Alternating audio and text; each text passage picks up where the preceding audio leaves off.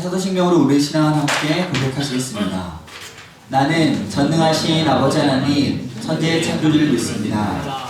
나는 그 유일하신 아들 우리 주 예수 그리스도를 믿습니다. 그는 성령으로 잉태되어 동정녀 마리아에게서 나시고 본디오 빌라도에게 고난을 받아 십자가에 못 박혀 죽으시고 장사된 뒤 4일 만에 죽은 자 가운데서 다시 살아나셨으며 하늘을 오르시어 전능하신 아버지 하나님 우편에 앉아 계시다가 거기로부터 살아있는 자와 죽은 자를 심판하러 오십니다. 나는 성령을 믿으며 거룩한 공교회와 성도의 교제와 죄를 용서받는 것과 몸의 부활과 영생을 믿습니다. 아멘. 하나님 우리 자신의 죄와 허물과 잘못을 거짓없이 고백할 때 우리 가운데 용서의 손길을 허락하십니다. 이 시간 한 주간의 삶을 돌아보며 주님과 나만이 아는 죄를 가지고 주님께 참회의 기도를 드립시다. 함께 기도하겠습니다.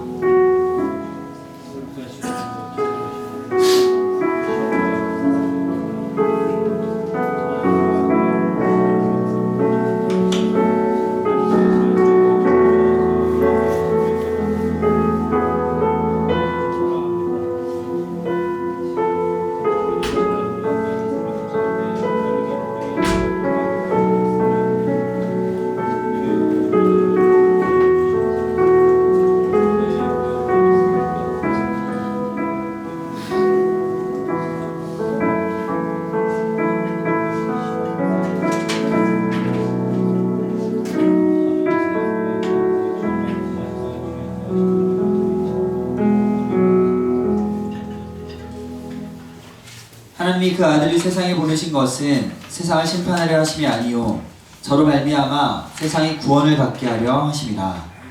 그러므로 이제 그리스도 예수 안에 있는 자에게는 결코 정죄함이 없느니라. 아멘. 모두 예배 가운데 오신 여러분들을 주님의 이름으로 사랑하고 또 축복합니다. 이 시간도 우리를 부족하고 연약한 우리를 하나님의 자녀 삼으신 우리 하나님 함께 찬양하였으면 좋겠습니다.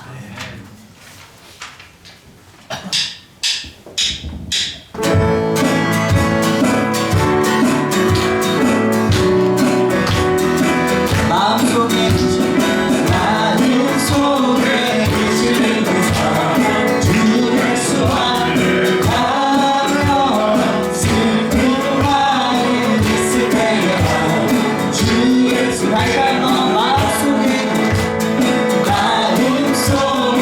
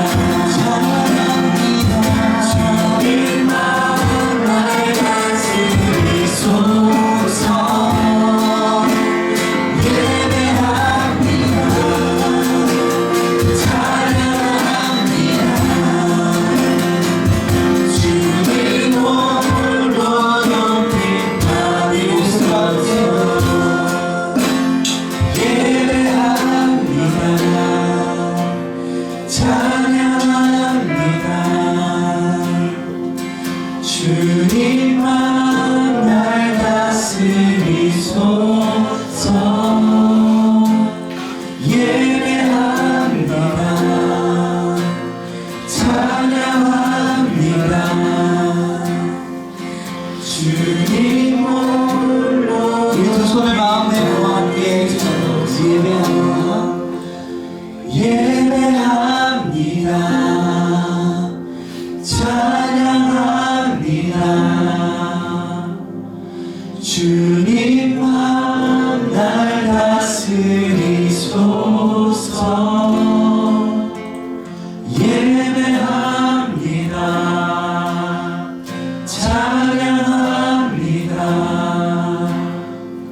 주님 홀로 높임다. 예배합니다.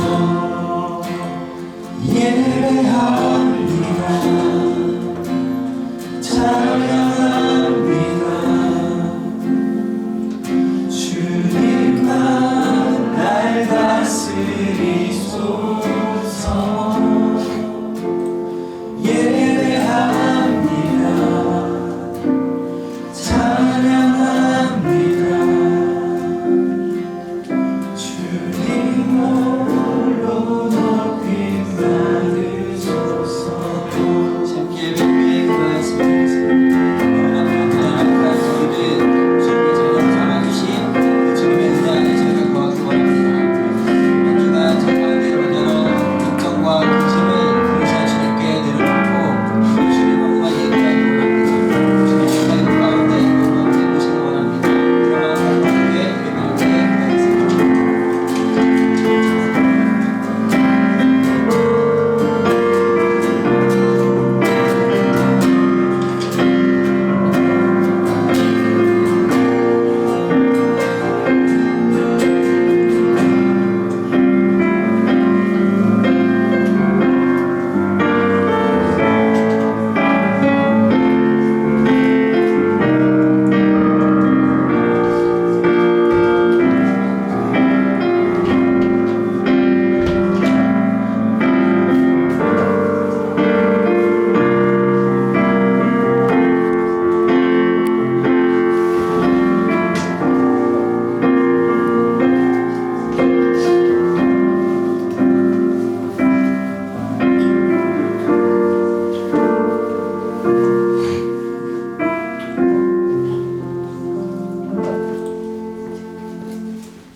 우리의 힘과 능력이 되시는 하나님 아버지 감사드립니다. 저희를 자녀 삼아주시고 예배의 자리에 불러주신 크신 사랑에 감사하며 찬양과 영광을 올려드립니다. 지난 한 주간의 삶을 돌이켜보니 주님의 빛보다는 세상의 그림자를 향하였음을 고백합니다. 주님의 보혈로 씻어주시고 정결한 영혼으로 주님 앞에 서게 하옵소서. 겨울나무가 묵묵히 추위를 견디며 뿌리를 깊게 내리듯 저희들의 신앙도 더욱 단단해지게 하옵소서. 겉모습만 화려한 신앙인이 아니라 말과 행동 속에 그리스도의 향기가 배어나오게 하시며 작은 일에도 충성함으로 주님께서 맡기시고 삶을 책임있게 살아가게 하옵소서.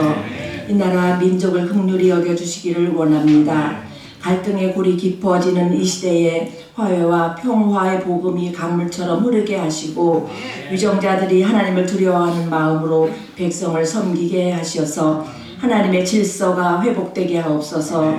주님의 피값으로 세우신 선한 목자 교회를 위해서 기도합니다. 주님이 주신 교회의 사명을 다하며 하나님의 뜻을 아름답게 하기 위해 아름답게 하옵소서. 이 시대 평화의 복음이 강물처럼 흐르게 하시고 위정자들이 하나님을 두려워하는 마음으로 백성을 섬기게 하시어서 하나님의 질서가 회복되게 하옵소서. 주님의 피값으로 세우신 선한 목자 교회를 위해 기도합니다. 주님이 주신 교회의 사명을 다하며 하나님의 뜻을 아름답게 이루어가는 교회로 축복하여 주옵소서. 사랑이 메마른 이 시대에 따스한 온기를 전하며 진리의 말씀이 마르지 않는 영적 샘터가 되기를 소망합니다. 수고하고 무거운 짐진 자들아 다 내게로 오라 하고 말씀하시며 이 세상 끝날까지 항상 너희와 함께 하겠다고 약속하신 주님, 이 시간 각자의 무거운 짐을 지고 주님 앞에 엎드렸습니다. 선한 목자의 교회의 성도님들의 몸과 마음과 영혼을 어루만져 주시어 기쁨과 감사가 넘치는 시간이 되길 기도합니다. 우리 교회에서 자라나는 다음 세대를 기억하옵소서. 새 학기를 맞이하여 좋은 선생님도 만나고 좋은 친구들도 만나서 건강하게 학업을 할 수 있도록 인도하여 주시고 하나님께 칭찬받고 사람들에게도 기준이 여김을 받는 지혜로운 다음 세대의 주인공들이 모두 되기를 간절히 기도합니다. 또한 40일 작정 기도가 계속되고 있습니다. 교회의 기도 제목과 개인의 기도 제목들이 있습니다. 주님의 뜻에 맡기며 기도할 때 응답받는 기적이 일어나게 하옵소서. 특별히 원치 않는 질병으로 치료받고 계신 권사님과 성도님들이 계십니다. 나 여호와는 치료하는 여호와라. 만병의 의원 되신 주님께서 치료하여 주셔서 남은 생애를 아름답게 헌신하며 살아가게 하옵소서. 말씀을 전할 세우신 김성건 목사님을 위해 기도합니다. 항상 영육이 강건하여 사역을 감당하게 하시고 오늘 준비된 말씀을 성령 충만한 가운데 선포되게 하옵소서. 듣는 우리들은 그 말씀으로 인하여 새 힘을 얻고 말씀이 육신이 되어 우리와 함께 하시는 예수님과 동행하는 한 주간이 되고 말씀의 삶이 이정표가 되는 2월 한 달이 되길 소망합니다. 찬양 단원으로 봉사하시는 성도님께 건강과 은혜와 축복이 함께 하시길 기도하며 특성으로 한결같이 섬기시는 김광선 전사님을 주님의 한없는 은혜와 축복의 길로 열어 주옵소서. 하고 계시는 사업도 날로 번창하여 하나님께 영광 돌리는 삶이 되길 간절히 기도합니다. 우리의 영원한 생명이 되시고 전부가 되시는 예수님의 이름으로 기도드립니다. 아멘.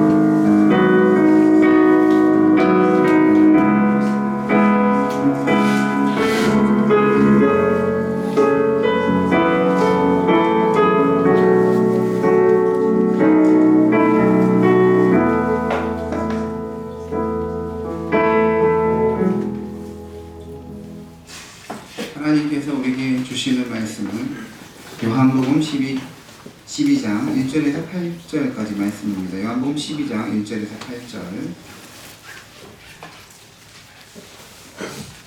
신약성경 167쪽에 있습니다. 요한복음 12장 1절에서 8절.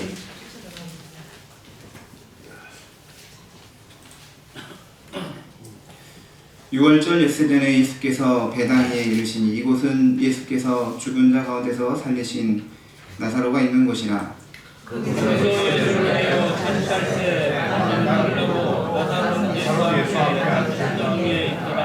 마리아는 지극히 비싼 향유 곧 순전한 나드 한 근을 가져다가 예수의 발에 붓고 저기 머리털로 그의 발을 닦으니 향유 냄새가 집에 가득하더라. 이 향유를 어찌하여 300데나리온에 팔아 가난한 자들에게 주지 아니하였느냐 하니 이렇게 말하면 가난한 자들을 생각하지 아니하며 그는 도둑이라 공개를 받고 예수께서 이르시되 그를 가만두어 나의 장래한 날을 위하여 그것을 간직하게 하라. 가난한 자들은 항상 너희와 함께 있거니와 나는 항상 있지 아니하리라 하시니라. 아멘. 이 시간에 김광선 목사님께서 특별 찬송을 하나님께 영광을 드리겠습니다.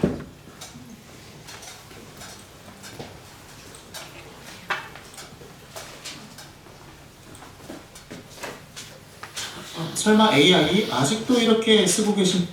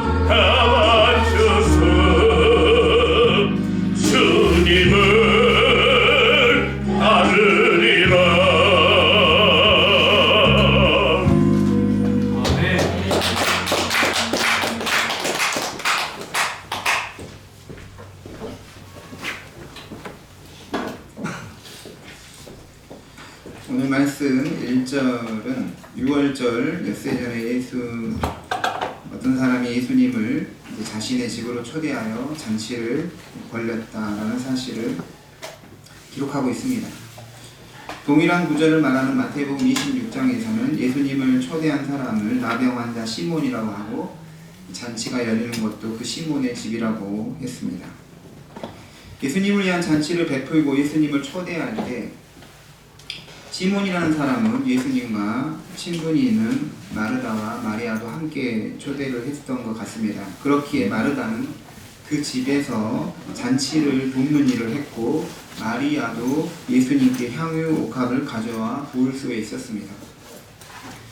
예수님이 시몬의 집에서 열리는 잔치에 초대받아 거기에 계셨다는 사실이 우리에게 중요합니다.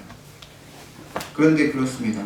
예수님이 잔치에 초대받아 참여한 것이 어떤 대단한 일인가? 당연히 초대를 받으면 가실 수 있는 것 아닌가? 그것도 예수님을 위해서, 예수님 때문에 잔치를 연 것 아닙니까? 라고 생각할 수가 있습니다. 예수님은 요한복음 2장에서 가나 혼인잔치에도 초대받아서 그 자리에 이미 함께 계셨던 적이 있었습니다. 하지만 이 잔치가 열리는 시점을 봐야 돼요. 1절에서 6월절 엿새 전에 잔치가 열렸다는 것이죠. 6월절 엿새 전이란 말은 예수님이 6월절 시작하는 금요일 저녁에 십자가에서 못 박혀 죽으셨는데 그 엿새 전이라면 바로 그 전주 토요일에 잔치가 있었음을 알 수 있습니다. 이제 예수님에게는 남은 생이 일주일밖에 없는 것입니다. 예수님은 일주일 안에 자신이 십자가의 순환과 죽음의 길을 가야 할지 이미 사실 예수님 알고 계셨죠. 예수님은 하나님의 아들이시기 때문에 십자가의 순환과 죽음의 길도 기꺼이 아무 어려움 없이 가실 수 있는 것은 아니라는 것이죠. 예수님도 하나님의 아들이시지만 완전한 사람이었기 때문에 죽음에 대한 두려움과 어려움도 가지고 계셨어요. 그러므로 예수님의 현재 상황은 심정적으로 좋지 못한 상태일 수가 있는 것이죠. 그러니까 잔치에 초대받아서 웃고 즐길 수 있는 마음의 상태가 아닐 수 있다는 것입니다. 하지만 예수님은 잔치에 초대받았을 때 그것을 거절하지 않으시고 거기에 함께 계셨습니다. 바로 이 사실이 우리에게 시사하는 바가 크다는 것이죠. 어떤 사람은 자신의 내적 고민이나 갈등 때문에 다른 사람의 즐거움이나 행복에는 관심이 없고 자신의 내적 상태만 집중합니다. 지금 내가 힘든데, 내가 죽겠는데 왜 내가 다른 사람의 행복을 빌어줘야 하고 다른 사람이 즐거워하는 곳에서 함께 즐거워해야 하느냐라고 하죠. 자신의 감정과 기분에 충실할 것이라고 합니다. 기분 나쁘니까 기분 나쁜 표정 지을 것이고 우울하니까 우울한 표정 지을 것이라는 것이죠. 이런 부류의 사람은 자기 자신에게만 충실한 사람입니다. 하지만 그리스도인은 자기 감정이나 기분, 자신의 상태를 넘어서 웃는 자들과 함께 웃으세요 하고 남의 기쁨을 기꺼이 빌어주고 함께 즐거워하며 축복해 줄 수 있는 사람인 것입니다. 내가 우울하니까 남도 우울해야 하는 것은 아니다는 것이죠. 왜 너는 내 우울한 기분을 모르냐고 서운해할 필요도 없는 것입니다. 지금 굉장히 우울하고 힘드니까 누가 한 명 나를 건드려봐. 폭발해 버릴 거야. 이렇게 살아서는 안 된다는 것이죠. 예수님은 곧 있으면 인류의 죄를 짊어지고 십자가의 길로 가야 했습니다. 지금 예수님에게 무슨 밥이 맛있고 무슨 밥이 잘 넘어가서 잔치에 참여하시겠습니까? 하지만 자신의 감정을 충실히 따른 것이 아니라 그것을 넘어서 잔치에 기꺼이 참여하셔서 우리가 이와 같은 상황이 오면 어떠해야 하는지를 몸소 본을 보여주셨던 것입니다. 우리는 집에서 안 좋은 일이 있었던 것, 학교나 직장, 교회 등으로 가져가서는 안 됩니다. 반대로 밖에서 기분 상했던 거 그대로 집으로 가져와서 집안의 분위기를 우울한 분위기로 만들어서는 안 된다는 것이죠. 집은 집이고 밖은 밖이고 나의 내면은 내면이고 외부는 외부인 것이죠. 이 말씀은 가식적으로 우리에게 살라는 말씀이 아니라 성숙하게 살라는 말씀입니다. 자기 안에서만 갇혀서 살지 말고 밖과 소통하면서 살라는 주의 말씀인 것이죠.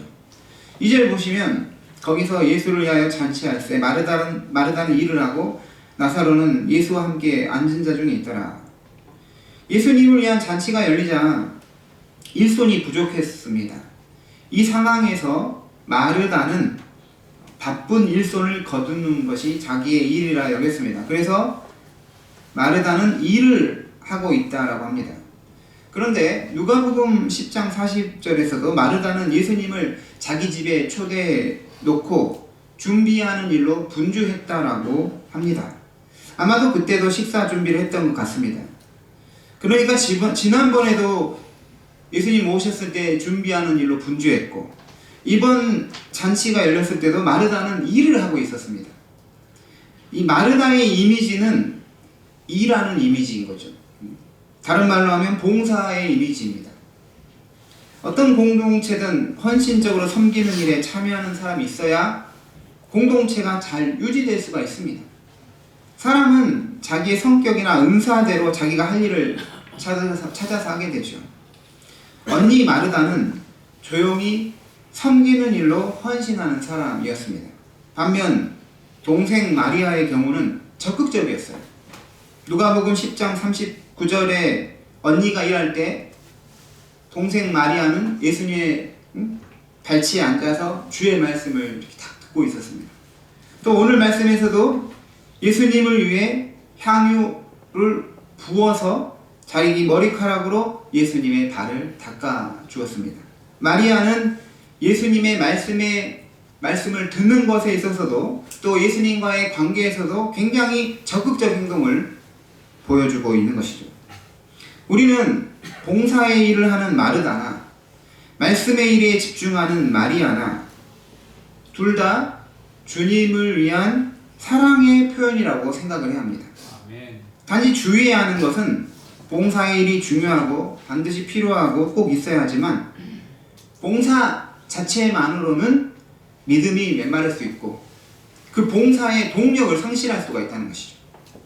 말씀만 사모하고 전혀 봉사나 헌신하지 않는 것도 문제지만 말씀 없이 봉사만 하는 것도 문제가 될 수 있는 것이죠. 그러므로 성도는 마르다와 마리아 사이에서 균형을 이룰 수 있어야 합니다.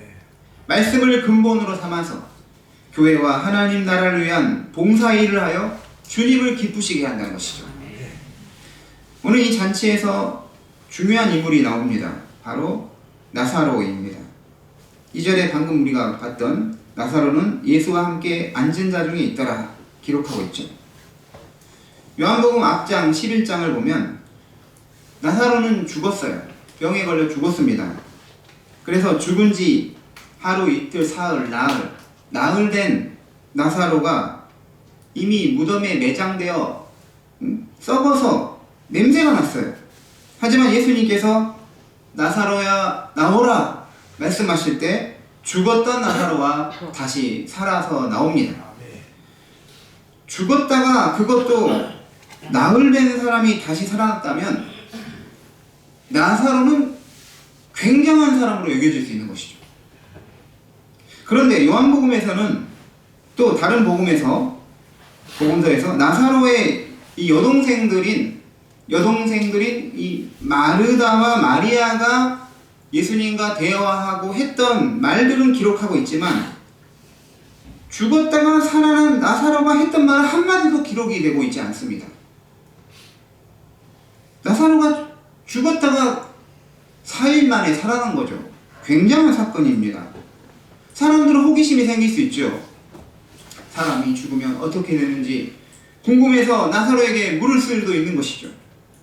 하지만 성경에는 나사로가 죽어서 갔던 천국에 대해서는 한마디도 언급하지 않습니다. 나사로의 발언조차도 없고 나사로의 차지하는 중요성이나 강조가 전혀 성경에 나타나지 않아요. 하지만 현실 교회는 어떻습니까? 그 반대의 경우를 우리가 종종 보게 되죠. 어떤 사람은 자신이 사후세계인 천국에 갔다 왔다, 지옥을 보고 왔다라고 간증을 하고 다닙니다. 전국적으로 돌면서 간증을 하기도 하고 자기가 경험했던 봤던 그 천국과 지옥에 대해서 책으로 출판도 합니다. 그런데 이런 식으로 간증을 하는 게 맞는 것이라면 간증을 가장 열심히 할 사람은 오늘 말씀에 나왔던 죽었다가 살아난 나사로가 되어야 합니다. 그런데 나사로의 이 말은 단 한마디도 성경에 기록한 게 없어요. 오늘 잔치에서도 그 자리에 있었지만 그가 잔치에서 어떤 말을 했는지 성경은 나사로의 말에 대해 단 한마디도 관심도 없고 기록하지 않는다는 것이죠. 왜 성경은 죽었다가 살아난 사람들의 이 나사로뿐만 아니라 죽었다 살아난 사람들에 대해서 다 똑같아요. 죽음 후의 세계에 대해 단 한마디도 기록하지 않는 것일까? 아주 간단합니다. 죽었다가 살아난 사람의 경험이 우리의 신앙의 대상이 되지 않기 때문이라는 것이죠. 성도가 죽으면 어떻게 된다? 천국은 어떤 곳이다? 이런 관심은 아주 단순하게 성경이 말하는 것으로서 충분하다는 것이죠. 그 이상의 사람의 경험이나 증언들이 필요한 게 아니라는 거예요. 제가 예전에 다른 교회에서 사역했을 때 그 교회 담임 목사님은 이거에 관심이 많더라고요. 죽었다, 천국을 봤다라는 이런 책에 대해서 관심이 많고 그걸 막 들으려고 하고 그랬어요. 저는 이해가 안 됐어요. 성경 말씀은 충분하다는 것이죠. 완전하다는 것이죠. 요한계시록 22장 18절에 내가 이 두루마리의 예언의 말씀을 듣는 모든 사람에게 증언하노니 만일 누구든지 이것들 외에 더하면 하나님이 이 두루마리에 기록된 재앙들을 그에게 더하실 것이요. 복음 성경 말씀 외에 다른 걸 더하면 안 된다는 것입니다. 누가복음 16장에서 예수님은 부자와 나사로의 비유를 말씀하시죠. 여기서 나사로는 죽었다 살아난 나사로가 아니라 비유에 있는 나사로, 이름이 나사로인 거죠. 부자는 죽어서 지옥에 가고 비유에 등장하는 거지 나사로는 죽어서 천국에 갔다고 기록합니다. 부자에게 지옥은 너무나 고통스러운 곳이었습니다. 그래서 부자는 아브라함에게 죽었던 거지 나사로를 자기 형제들에게 보내서 죽으면 천국과 지옥이 있다는 사실을 알려서 내가 이렇게 고통받는 이 지옥에 오지 않게 해달라고 부탁을 하죠. 하지만 이 비유에 나오는 아브라함이 하는 말은 그들에게 모세와 선지자들이 있으니 그들에게 들을지니라 라고 하셨어요. 즉 성경 하나님 말씀이 있다는 거죠. 모세와 선지자 말씀이 있다는 거죠. 하나님 말씀 듣는 것으로 충분하다는 것입니다. 그런데 부자는 계속해서 말합니다. 그렇지 아니하니이다. 아버지 아브라함이여 만일 죽은 자에게서 그들에게 가는 자가 있으면 회개하리이다. 부자의 형제들이 하나님 말씀을 듣지 않더라도 죽은 사람이 다시 살아나서 증언하면 그래서 그들에게 말하면 그 말은 들을 거라는 것이죠. 비유에 나오는 거지 나사로의 말은 믿을 것이라는 것입니다. 그때 비유에서 아브라함이 다음과 같이 말하죠. 모세와 선지자에게 듣지 아니하면 비록 죽은 자 가운데서 살아나는 자가 있을지라도 고난을 받지 아니하리라. 그러니까 사람이 죽어서 살아나서 내가 천국을 봤다, 내가 지옥을 봤다고 사람들이 예수님을 그 말을 듣고 믿는 게 아니라는 것이에요. 그러면 무엇입니까? 오직 모세와 선지자에게 곧 하나님 말씀을 듣는 것으로서 믿음을 가질 수 있다는 것이죠. 그걸로 충분하고 완전하다는 것입니다. 성경은 나사로가 예수님과 함께 앉아있다고만 말하지 그가 죽어서 경험했던 세계에 대해서 어떤 말씀도 기록하지 않습니다. 중요한 것은 죽었다가 살아난 그 사람이 아니라 죽은 자를 살려내신 예수 그리스도이고 바로 그분을 구주로 믿는 것입니다. 거기에 우리 영생이 있는 것이죠. 그러므로 건전한 신앙을 우리는 가져야 하는 것입니다. 3절 말씀 같이 읽겠습니다. 마리아는 지극히 비싼 향을 붓고 순전한 나들 발에 붓고 자기 머리털로 그의 발을 닦으니 향유 냄새가 집에 가득하더라. 네.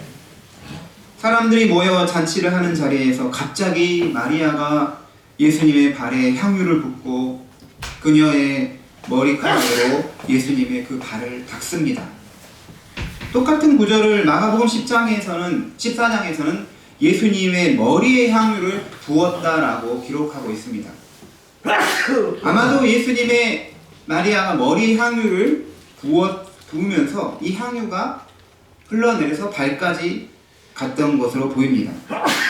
예수님의 머리와 발에 향유를 부었다는 것은 마리아 그녀가 예수님에 대한 사랑을 최대치로 표현했던 것을 말합니다. 마리아는 주님이신 예수님을 사랑하여 그가 가지고 있는 최대의 것, 어찌 보면 그녀의 전 재산에 해당되는 것을 주님께 드린 것이죠. 그런데 객관적 시각에서 보면 이것은 낭비입니다. 특히 돈을 좋아하고 돈 계산에 빨랐던 가룟 유다의 관점에서 보면 향유를 예수님에게 부었다는 것은 낭비 중에 낭비가 아닐 수 없었던 것이죠. 이 향유의 그 그램은 0.4리터, 400mg인데 그것을 단 한 번에 그 비싼 거를 다 예수님 위하여 허비해버린 것이죠. 실제로 유다의 관점이 틀리지 않은 것처럼 보일 수 있죠. 진짜로 낭비처럼 보입니다. 그것을 팔면 큰 액수에 해당되는 것이기 때문이죠. 5절 말씀 보면 가룟 유다는 이 향유를 300데나리온 이상에 팔 수 있다라고 말했습니다. 보통 한 데나리온이 노동자의 하루 품삯인데 300데나리온 이상이면 노동자의 1년 품삯에 해당되는 것이죠. 노동자의 1년 봉급에 해당되는 약 3,4천만 원의 값어치 비싼 향유를 예수님께 한순간에 쏟아붓는 행위는 낭비처럼 보입니다. 예수님의 머리와 발에 향유를 부어서 더 이상 향유를 쓸 수 없게 다 허비하여 없어져 버린 것은 사실이지만 마리아는 이게 전혀 아깝지가 않은 거죠. 왜 그럴까요? 주님은 내가 가진 향유 옥합보다 더 귀하신 분이기 때문인 것이죠. 어떤 남녀 커플이 결혼을 해요. 그러면 주변에서 이렇게 말하기도 합니다. 아, 여자가 아깝다. 남자가 아깝다. 말하기도 합니다.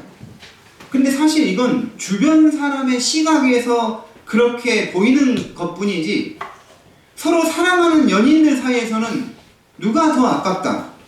그런 생각이 들어올 수가 없어요. 신랑이 나 이 결혼 내가 아까워 이런 마음으로 결혼을 하면 어떻게 되겠습니까? 그런 생각이 들어온다면 이미 그건 사랑이 아닐 수 있는 것이죠. 사랑하면 아까운 게 없어져 버립니다. 우리가 주님을 진정으로 사랑한다면 실익을 계산하지 않게 되죠. 냉랭한 마음, 마치 가룟 유다처럼 주님에 대한 사랑이 없으면 실이익을 따지게 됩니다. 나의 이익이냐 손해냐. 하지만 참사랑은 실익을 계산하지 않고 일을 저지를 수 있는 것이죠. 더구나 주님을 향한 사랑의 표현은 나중에 나타날 결과조차도 예상하지 않아요. 주를 향한 사랑은 거래가 아니기 때문입니다. 주님, 제가 주님을 사랑해서 이렇게 할 테니까요. 주님은 저에게 더 좋은 것으로 보답해 주세요. 이런 조건이나 전제가 붙지도 않습니다. 주님께 드려진 삶, 주님을 향한 사랑의 삶이 결과를 예상하지 않을 때 오히려 그것이 기쁨을 가져오는 법입니다. 남녀간의 사랑에서도 유사합니다. 내가 여자친구에게 이것을 선물해야겠다. 남자친구에게 이것을 선물해야겠다. 그러면 나중에 내 여자친구도 나중에 좋은 거로 선물할 것이라고 여긴다면 이건 생각 자체가 문제예요. 그런 생각 자체가 문제입니다. 왜냐하면 사랑은 그냥 주는 거예요. 그리고 계속 주는 것입니다. 부모가 자식을 키울 때 먹여주고 입혀주고 재워주고 교육시켜주고 또 원하는 거 다 들어줄 때 나중에 내 자식이 커서 나에게 보상해 줄 것이라는 그런 기대를 가지고 하는 건 결코 아닙니다. 단지 사랑하기 때문에 낭비할 수 있는 것이죠. 마리아가 예수님의 머리와 발에 향유를 부은 행위는 모든 사람을 놀라게 했어요. 마가복음 14장 4절 5절에서는 어떤 사람이 화를 내어 서로 말하되 어찌하여 이 향유를 허비하는가 하며 그 여자를 책망했다라고 기록합니다. 마태복음 26장 8절에서도 제자들이 보고 붕괴하여 이르되 무슨 의도로 이것을 허비하느냐라고 했습니다. 사람들의 반응이 굉장히 부정적이죠. 화를 내고 마리아를 책망했다고 합니다. 제자들이 붕괴하여 무슨 의도로 저 비싼 것을 낭비했느냐고 말했다고 합니다. 이러한 그 부정적 태도는 우리에게 무엇을 말합니까? 우리가 주님을 위하여 또 주님의 몸된 교회를 위하여 진심으로 섬길 때조차도 그 섬김에 대해 주변 사람들의 반응이 대단히 부정적일 수 있다는 사실을 말해주고 있습니다. 마치 제자들이 마리아를 향하여 분개하고 화를 냈던 것처럼 때로는 우리의 선한 의도의 행위조차도 비난이 될 수도 있고 가십거리가 될 수 있다는 것이죠. 주님을 기쁘시게 하는 봉사가 때로는 다른 사람들의 이해나 지지를 받지 못할 때도 있다는 것입니다. 물론 그렇습니다. 우리가 주를 향한 사랑의 표현이 사람들에게 인정받고 박수갈채를 받기 위해서 하는 건 아니죠. 하지만 반대로 사람들에게 비난을 받기 위해서 하는 것도 아닙니다. 그런데 믿음 생활이라는 건 내 맘 같지 않을 수 있다는 것이죠. 좋은 행위도 문제 있는 행위로 얼마든지 판단을 받을 수 있기 때문인 것입니다. 그렇다면 어떻게 우리는 해야 할까요? 사람을 의식해서 주변 사람이 좋아하면 적극적으로 섬기고 아니면 소극적으로 피해야 할까요?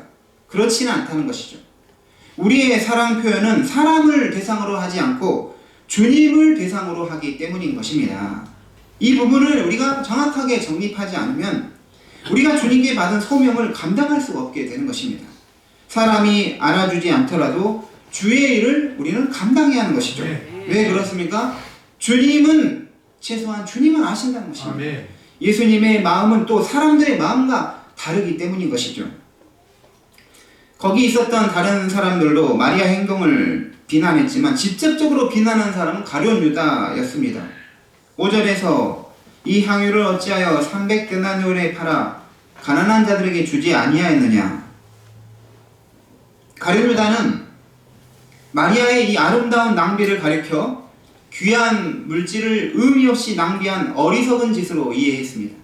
그래서 그는 가난한 사람을 돕지 않았냐라는 그럴듯한 말로 포장하며 마리아를 비난하고 책망합니다.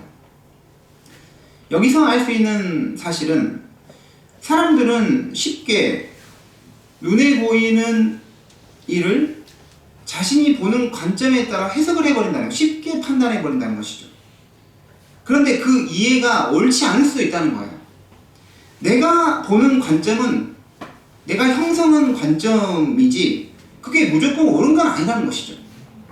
그러므로 성도는 자신의 생각이 옳은 것이 아닐 수 있다는 가능성을 열어둔 채로 상대편에 대해서 말을 해야 한다는 거예요. 어떤 분들은 본인 말은 다 옳은지 알아요. 본인의 판단은 다 맞는지 압니다. 자신도 만약에 그런 나의 한계를 인정하지 않으면 자신도 실수를 하게 되고 다른 사람이 상처를 계속해서 주게 되는 것입니다. 유다는 지금 마리아를 비난하면서 향유를 저렇게 예수님 몸에 부을 바에는 가난한 사람, 그걸 팔아서 가난한 사람에게 주어야 한다고 주장했죠. 그런데 그의 말은 옳지 않은 발언입니다. 유다는 마리아의 행위가 잘못됐다는 것을 말하기 위해서 가난한 사람을 도와주는 게 낫겠다라고 말하고 있기 때문이죠. 사실 가룟 유다는 가난한 사람에 대한 관심이 있었던 게 아니에요. 그녀의 행위를 비난하기에 가장 적합한 표현이 가난한 사람을 그 자리로 끌어왔던 것입니다. 대한민국 정부가 외국인 노동자나 거주자 또 유학생들에게 어떤 혜택을 주면 이런 식으로 말하는 사람도 있습니다. 국내에도 어려운 사람 많다. 대한민국 국민 중에도 어려운 사람 많은데 그거 도와주는 게 낫다. 결식아동 도와주는 게 낫다. 이렇게 말하기도 합니다. 왜 그런 일을 하냐면 비방하는 것이죠. 해외에 어려운 사람을 도와주는 경우도 마찬가지죠. 국내부터 도와주자. 이렇게 말합니다. 그런데 결식아동 돕자고 말하는 사람은 사실 그런 일을 하지 않습니다. 그냥 비난을 하고 싶은데 그런 방식이 가장 효과적이고 선동적이기 때문에 그렇게 말하는 것뿐이죠. 외국인 거주자나 유학생들을 위할 줄 아는 사람이라면 국내에 어려운 사람도 위할 줄 아는 것이죠. 해외에 기근으로 고통받는 사람 도울 수 있는 사람이 국내에 고통받는 사람 도울 수 있는 것이죠. 주님을 위하여 물질을 드릴 줄 아는 자가 어려운 사람을 위하여 물질을 드릴 수 있는 것입니다. 제가 신학대학을 다닐 때는 한참 진보적인 그런 신학을 열심히 공부했어요. 그래서 생각이 조금 좀 이상했어요. 그때는 몰랐죠. 저는 항상 옳은지 알고 이렇게 생각했죠. 그때 제가 교회에서 교육전사 사역을 했는데 그 교회는 교회 건축을 위해서 헌금을 모으고 있었어요. 건축 헌금이 그 당시에 5천만 원 정도 모였는데 저는 그것으로 교회를 건축하기보다는 가난한 사람을 돕는 게 낫다라고 생각했습니다. 그럼 지금 생각은 굉장히 이분법적인 생각인 것이죠. 가난한 사람은 가난한 사람대로 돕고 교회 건축은 교회 건축대로 하면 되는 거예요. 지금도 가난한 사람 많은데 교회는 교회 건축만 하려고 한다고 말하기도 하죠. 물론 교회를 건축하기에 너무나 천문학적인 많은 비용을 들여서 하는 건 문제가 있을 수 있죠. 근데 지금도 어려운 사람 많은데 왜 교회는 그러냐? 이 말은 어떻게 보면 맞는 말 같지만 가룟 유다의 수준에서 하는 말 같기도 합니다. 모든 교회가 건축을 안 하고 가난한 사람을 돕는다고 해서 가난이 퇴치되는 건 아닙니다.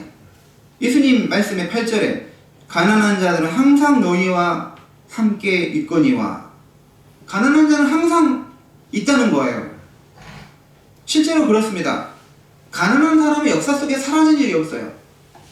아무리 복지국가가 되더라도 가난한 사람 자체가 사라질 수 있는 게 아닙니다. 주님이 오실 때까지 가난한 사람이 있을 수밖에 없죠. 제가 프랑스의 개혁교회 다니면서 생볼 교회라는 곳인데 처음에는 잘 몰랐는데 예배 끝나고 이렇게 구걸하시는 분이 있었고, 근데 양복 정장을 입고 구걸하십니다. 그래서 누가 보면 담임 목사님인지 알 정도인데 우리 그때 김신이가 꼭 그분에게 안겼어요. 가서 안겨 막 사랑 막 이렇게 해줬는데 이 항상 있을 수밖에 없더라고요. 어디에 가나 스위스를 가다 세계에서 제일 잘 사는 나라도 해서 스위스라도 구걸을 하는 사람이 있을 수밖에 없는 것이죠. 6절을 보면 가룟 유다는 실제로 가난한 사람을 생각함이 아니었고 그 돈이 낭비됐다는 그냥 단순한 생각 때문에 분노를 했다는 걸 알 수가 있는 것이죠. 가룟 유다에게서 예수님의 가치를 굳이 돈으로 한 사람이면 얼마나 될까? 가룟 유다는 스승이신 예수님을 은 30냥의 대제사장에게 넘겨줬습니다. 가룟 유다에게서 예수님의 값어치는 그냥 은 30냥에 불과했던 것이죠. 유다에게는 예수님이 그렇게 소중한 분이 아니었던 것입니다. 반면에 마리아는 자기에게 가장 값진 것, 그것을 주님께 드렸습니다. 마리아는 향유옥합을 깨트려 부으면서도 예수님의 가치는 자기가 가진 것 전부로도 부족하다고 생각했던 것이죠. 내 모든 것 다 드려도 아깝지 않고 오히려 부족하게 느껴지게 되는 것이죠.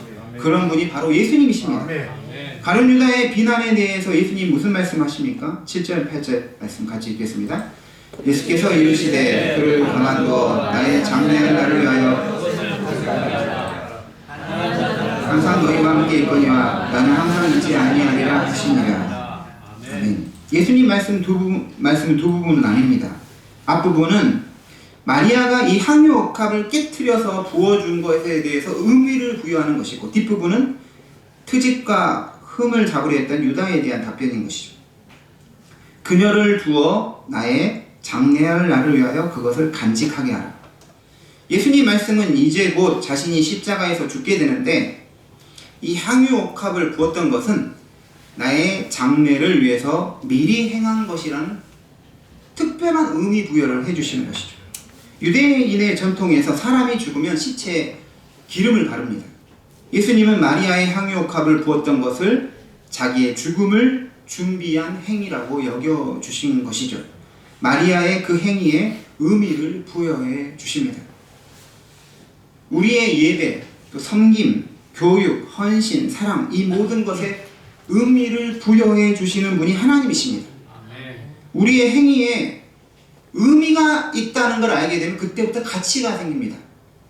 마리아의 향유를 부은 행위는 주님이 죽으심을 준비하는 행위로서 의미가 부여되면서 그 행위는 어떤 것보다 가치 있는 행위로 여겨지게 되는 것이죠. 그래서 예수님은 다른 복음서 마가복음 14장 9절에서 내가 진실로 너희에게 이르노니 온 천하에 어디서든지 복음이 전파되는 곳에서는 이 여자가 행한 일도 말하여 그를 기억하리라 하고 있습니다. 그래서 오늘 이 시간에도 우리가 이 말씀 가지고 설교로서 선포되고 있는 것이죠. 계속해서 예수님은 가룟 유다와 제자들을 향하여도 말씀하십니다. 가난한 사람은 항상 너희와 함께 있다. 나는 너희와 함께 있지 않다. 가난한 사람 핑계로 이 여인의 행동을 정죄하지 말라는 것이죠.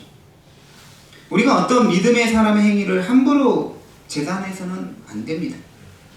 그것이 주님을 향해 드려지는 것이라면 그 자체로 의미가 있기 때문인 것이죠. 그러니까 내가 봤을 때는 저건 아무런 의미처럼 보이지만 그분에게 있어서는 하나님께 드려지는 것이라는 의미가 있는 것이죠. 그런데 그렇습니다. 마리아의 행동에 대해서 제자들이 비난할 때 만약에 예수님이 아무런 변호를 마리아를 위해서 해주지 않으면 어떻게 되겠습니까? 아무리 마리아가 순수한 마음으로 했더라도 내가 괜한 잘못을 했구나 이런 생각이 들 수도 있는 것이죠. 하지만 주님은 마리아의 편이 되어서 마리아를 위해서 친히 변호를 해주십니다.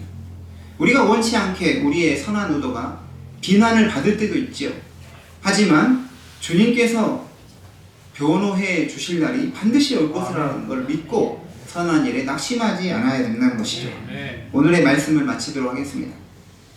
사실 마리아의 향유옥합을 깨뜨려 주님께 부어드렸다는 말씀을 들으면 우리 자신은 자동으로 자기를 마리아에 대입시키고 나의 소중한 것이 주님께 드려져야 한다고 이 말씀을 적용을 합니다. 그런데 우리 자신은, 나 자신은 이 비유에서 어디에 해당되는 걸까? 정말 나는 마리아에 해당되는 걸까? 그런데 우리가 알아야 할 것은 사실 마리아가 아니라 마리아가 부었던 그 향유가 나라고 생각을 해야 됩니다. 이 비유에서처럼 우리가 향유 옥합이 되어서 예수님에게 부어지는 자가 바로 성도라는 것이죠. 그리스도인의 삶은 예수님에게 자신을 온전히 드리는 삶, 그래서 없어지는 것처럼 보이더라도 그렇게 드려지는 것 자체가 기독교인의 삶의 본질이라는 것이죠. 예수님도 자기 자신을 우리 죄인인 우리를 위해 완전히 드려졌죠. 없어져진 거죠. 그렇게 하신 것처럼 우리의 생각과 뜻과 마음이 온전히 예수님을 향하여 그 주님을 위해 드려지는 삶이 되시기를 우리 주님의 이름으로 축원합니다. 기도하겠습니다. 하나님, 마리아의 이 아름답고 거룩한 낭비, 우리 하나님께 드려지는 것이 다른 사람의 시선에 의해서는 낭비처럼 보이지만 하나님께서는 그것에 가치를 주시고 의미를 부여해 주십니다. 하나님, 우리가 주님 바라보고 온전한 섬김과 헌신, 그리고 무엇보다도 말씀에 기초한 섬김과 헌신이 되게 하여 주시옵소서. 예수님의 이름으로 기도드립니다. 아멘. 453장 찬송하시겠습니다. 찬송하시면서 봉헌하시겠습니다.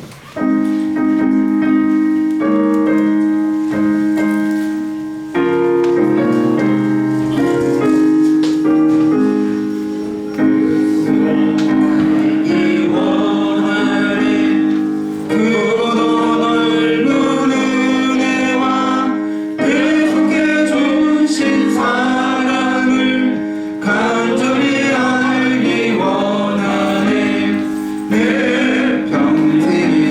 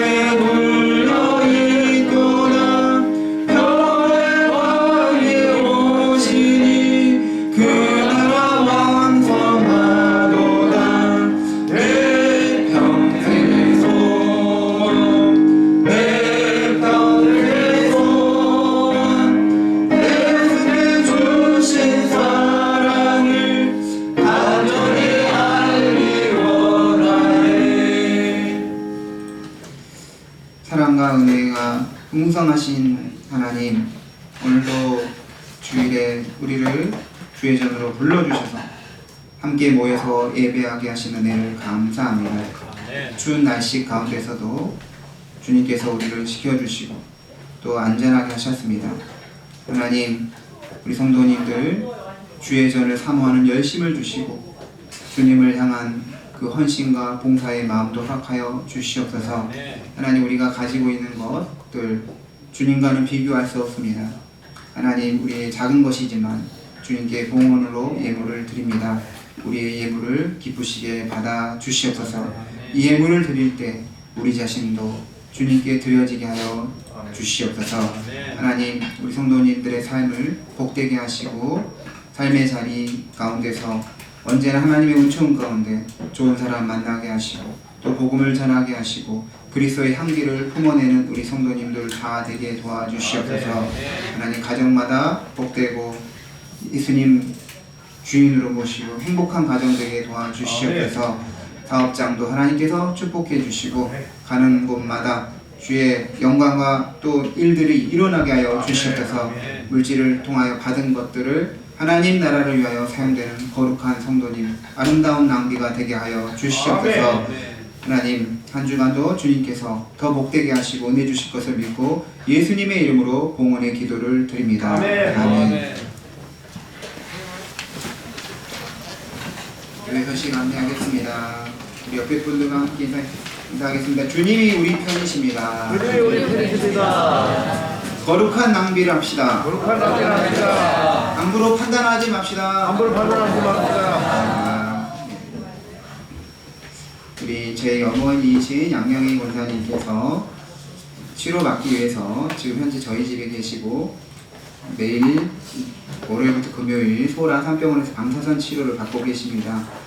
우리 성도님들도 계속해서 같이 기도해 주시면 감사하겠습니다. 양영희 권사님 격려의 박수 하겠습니다. 다 같이 기도하겠습니다. 40일 기도회가 계속해서 있습니다. 가정에서 또 교회에서 기도하겠습니다. 오늘 우리 신재원 가정에서 맛있는 빵을 또 가져오셨는데요. 우리 같이 나누도록 하겠습니다. 감사합니다. 맛있게 드셨습니다. 다 같이 일어나셔서 파송에 참여하겠습니다.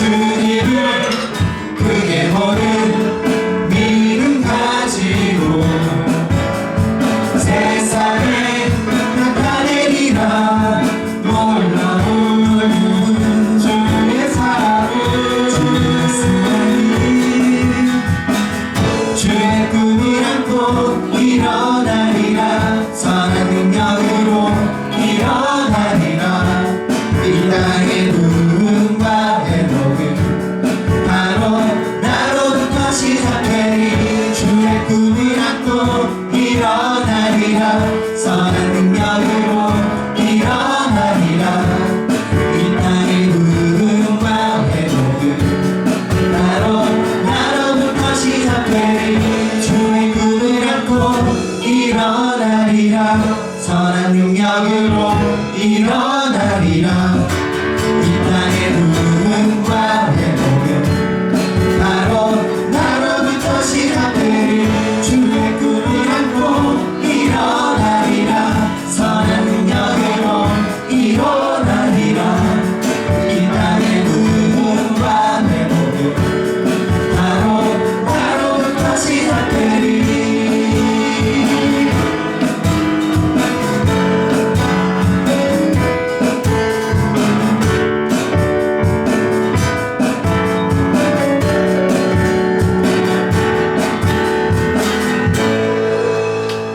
이제는 우리 주 예수 그리스도의 은혜와 하나님 아버지의 크신 사랑과 성령의 교통하심이 마리아가 향유옥합을 주님께 드린 것처럼 나의 소중한 것과 나 자신을 주님께 드리길 원하는 모든 주의 자녀들 위해 지금부터 영원토록 함께 하시길 간절히 축원하옵나이다. 아멘.